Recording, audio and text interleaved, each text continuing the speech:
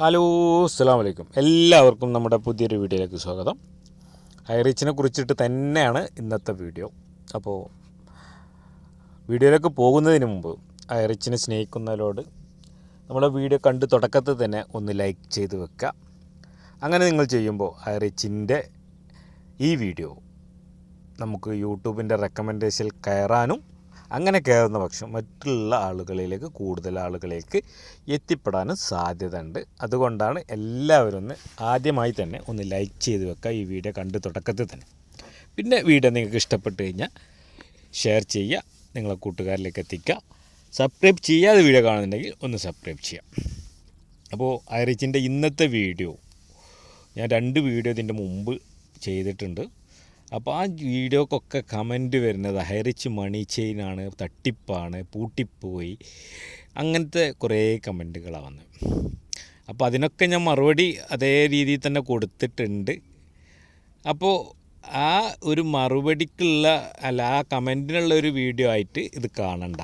ഇപ്പോൾ ഹൈറിച്ചിൻ്റെ പുതിയ അപ്ഡേഷൻ എന്ത് എന്ന് ചോദിച്ചുകൊണ്ട് എനിക്ക് കുറച്ച് ആൾക്കാർ നമ്മുടെ സ്നേഹിതന്മാരും മറ്റുള്ള ആൾക്കാരായിട്ട് ഫോൺ ചെയ്ത് ചോദിച്ചപ്പോൾ അപ്പോൾ അതിനുള്ളൊരു വീഡിയോ ചെയ്യുക. പ്രധാനപ്പെട്ട വിഷയം അതായിരുന്നു. പിന്നെ ഹൈറിച്ചിൻ്റെ കേസിനെ സംബന്ധിച്ച് ഹൈറിച്ചിൻ്റെ ഇപ്പോൾ നടക്കുന്ന കേസ് എന്താണെന്ന് പോലും കൂടി അറിയാത്ത കുറേ ആൾക്കാർ അവരും വീഡിയോക്ക് അടിയിൽ വന്ന് കമൻറ്റ് ചെയ്ത്. അപ്പോൾ അതൊന്ന് നിങ്ങളുമായി ഷെയർ ചെയ്യുക എന്നുദ്ദേശിച്ചിട്ടാണ് ഇന്നത്തെ ഈ വീഡിയോ. ഹൈറിച്ചിനെ കുറിച്ചിട്ട് ഈ ആരോപണം വന്ന് പോലീസ് റിപ്പോർട്ട് വന്ന് ഹൈറിച്ച് തട്ടിപ്പ് കമ്പനിയാണ്, പോലീസ് റിപ്പോർട്ട് കോടതിയിൽ സമർപ്പിച്ചു, FIR സമർപ്പിച്ചു എന്നൊക്കെ പറഞ്ഞിട്ടൊരു കേസ് നിലവിലുണ്ട്. നമ്മളെല്ലാവരും കണ്ടതാണ് പത്രമാധ്യമങ്ങളുടെ. അപ്പോൾ ആ ഒരു ഇഷ്യൂ അത് സത്യത്തിൽ എന്തായിരുന്നു എന്നാണ് ഞാൻ ഈ വീഡിയോയിൽ പറയാൻ പോകുന്നത്. ഹൈറിച്ചിനെ സംബന്ധിച്ച് അന്ന് വന്ന ആരോപണം ഹൈറിച്ച് 1630 കോടി റുപ്യ ജനങ്ങളിൽ നിന്ന് തട്ടിച്ച് എന്ന് പറഞ്ഞിട്ട്. ഈ തട്ടിപ്പ് എന്ന് പറയുമ്പോൾ ഒന്നുകിൽ ജനങ്ങളടുത്ത് നിന്ന് കാശ് വാങ്ങിയിട്ട് അവർക്ക് പറഞ്ഞ രീതിയിൽ ക്യാഷ് കൊടുക്കാതിരിക്കണം, അല്ലെങ്കിൽ പറഞ്ഞ ഡേറ്റിൽ ക്യാഷ് കൊടുക്കാതിരിക്കണം, അല്ലെങ്കിൽ ഇതിൻ്റെ ഓണർ മുങ്ങിയിരിക്കണം. ഇതിലേതെങ്കിലുമൊക്കെ ചെയ്യുമ്പോഴല്ലേ ഈ തട്ടിപ്പ് എന്ന് പറയാം.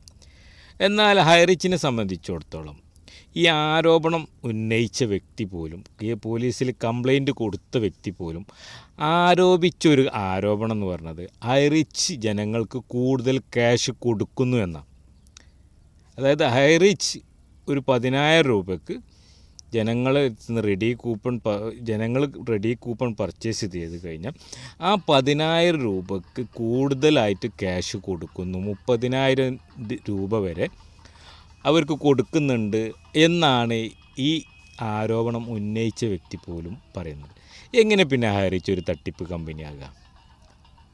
സാമാന്യ ബുദ്ധിക്ക് നമുക്ക് ആലോചിച്ചാൽ മനസ്സിലായത്. കാശ് കൊടുക്കാത്തതാണെങ്കിൽ നമുക്ക് സമ്മതിക്കാം, ഹൈറിച്ച് പൈസ കൊടുക്കണില്ല. ഹൈറിച്ച് ഇന്ന് വരെ തുടങ്ങിയ അന്ന് മുതൽ ഈ കേസ് വരുന്നത് വരെ ഹൈറിച്ച് എല്ലാവരുടെ അക്കൗണ്ടിലേക്കും ക്യാഷ് മാറ്റാനുള്ള സൗകര്യം ചെയ്തു തന്നിട്ടുണ്ട്. അപ്പോൾ ഈ ഹൈറിച്ചിനെ വിമർശിക്കുന്നവരൊന്ന് മനസ്സിലാക്കുക, ഹൈറിച്ച് ഇതുവരെ ഒരാളെടുത്തൊന്നും ക്യാഷ് തരില്ല എന്ന് പറഞ്ഞിട്ട് ഒരാൾക്കും ക്യാഷ് കൊടുക്കാതെ നിന്നിട്ടില്ല. അവരെ അക്കൗണ്ടിലേക്ക് കറക്റ്റായിട്ട് ക്യാഷ് എത്തിച്ചിട്ടുണ്ട്. ഈ കേസ് വന്ന സമയത്ത് മാത്രമാണ് കുറച്ച് ബുദ്ധിമുട്ട്, അത് അക്കൗണ്ട് ഫ്രീസായി കിടക്കുന്ന ഈ സമയത്ത്.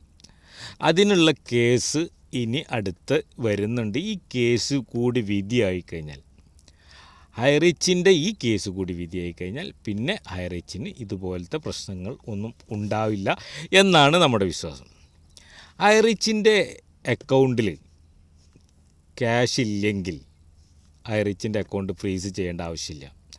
ഹൈറിച്ച് പൂട്ടിപ്പോയി, ഇനി ആർക്കും ക്യാഷ് കൊടുക്കില്ല, ഹൈറിച്ചിൻ്റെ അടുത്ത് ക്യാഷ് ഇല്ല, അതൊക്കെ മുങ്ങിപ്പോയി എന്ന് പറഞ്ഞിട്ട് വീഡിയോ ചെയ്യുന്നവരോട്, ഹൈറിച്ചിൻ്റെ അടുത്ത് ക്യാഷ് ഇല്ലെങ്കിൽ ഹൈറിച്ചിൻ്റെ ഈ അക്കൗണ്ടുകളൊന്നും മരവിപ്പിക്കേണ്ട ആവശ്യം വരുന്നില്ല. ഹൈറിച്ചിൻ്റെ അക്കൗണ്ടുകളിലുള്ള ക്യാഷ് കൊണ്ട് തന്നെയാണ് കോടതിയിൽ പോലീസ് റിപ്പോർട്ട് കൊടുത്തപ്പോഴും അക്കൗണ്ടിൽ കോടികൾ ഉണ്ട് എന്നുള്ളതാണ് റിപ്പോർട്ട് കൊടുത്തത്. അപ്പോൾ അതുകൊണ്ട് തന്നെ ഹൈറിച്ചിൻ്റെ അക്കൗണ്ടിൽ ക്യാഷ് ഉണ്ട്. ഈ ക്യാഷ് കൊടുക്കാനുള്ള ഒരു സൗകര്യം മാത്രമാണ് ഹൈറിച്ച് കോടതിയോട് ചോദിക്കുന്നത്.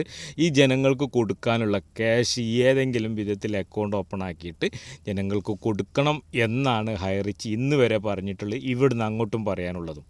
അപ്പോൾ അതുകൊണ്ട് ഹൈറിച്ചിനെ എതിർക്കുന്ന വീഡിയോ ചെയ്യുന്ന ആൾക്കാർ ഒന്ന് മനസ്സിലാക്കുക, ഹൈറിച്ച് ഒരാളായിരുന്നു ക്യാഷ് വാങ്ങിയിട്ട് മുങ്ങിയിട്ടില്ല, കൊടുക്കാതെ നിന്നിട്ടില്ല, കൊടുത്തിട്ടേ ഉള്ളൂ. പിന്നെ ഇനി അടുത്ത കേസിൻ്റെ റിപ്പോർട്ട്, നമ്മുടെ കേസ് ഇനി ചൊവ്വാഴ്ച മിക്കവാറും കേസ് എടുക്കാൻ സാധ്യതയുണ്ട്. ഇനി എന്തും ബുദ്ധിമുട്ടൊന്നും ഇല്ലെങ്കിൽ ചൊവ്വാഴ്ച നമ്മുടെ കേസ് ഉണ്ടാകും. ആ കേസ് കഴിയുന്ന മുറക്ക് നമുക്ക് അറിയാൻ പറ്റും ഇനി എങ്ങോട്ട് ഹൈറിച്ചിൻ്റെ പോക്ക് എന്നുള്ളത്. അപ്പോൾ അതിനാണ് നമ്മൾ ക്യാഷ് ഇല്ലാത്ത ഹൈറിച്ചല്ല, ക്യാഷുള്ള ഹൈറിച്ച് തന്നെ സുപ്രീം കോടതിയുടെ വക്കീലിനെ വെച്ചിട്ട് 3 വക്കീലന്മാരെ വെച്ചിട്ട് നമ്മൾ വാദിക്കാൻ കോടതിയിൽ ആളെ ഏർപ്പാട് ചെയ്തിട്ടുള്ളത്. അതുകൊണ്ട് സുപ്രീം കോടതിയിലെ വക്കീൽ തന്നെയാണ് നമുക്ക് വാദിക്കുന്നത്. ഹൈറിച്ച് പൂട്ടിപ്പോണം അല്ലെങ്കിൽ മുങ്ങിപ്പോണം എന്നുള്ളൊരു കമ്പനിയാണെങ്കിൽ ഇതിൻ്റെ ഒന്നും ആവശ്യം ഈ ഹൈറിച്ചിൻ്റെ MDക്കില്ല, അത് മനസ്സിലാക്കുക.